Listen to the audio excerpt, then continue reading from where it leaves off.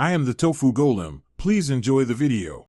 You begin by validating prerequisites and launching OneDrive. Make sure Windows and your account are ready.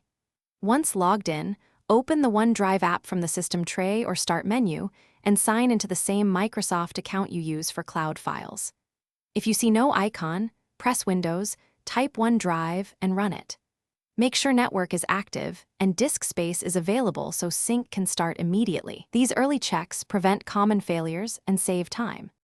Once done with the app launch, dive into Settings to control sync.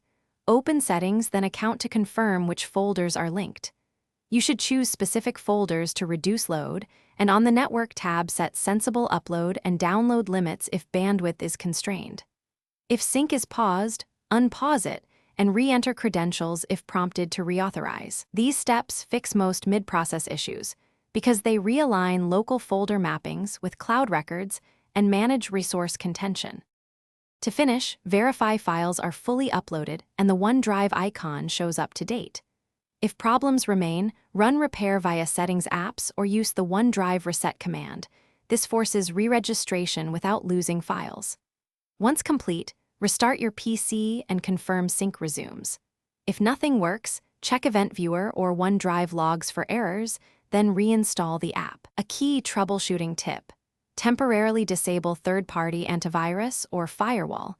If sync resumes,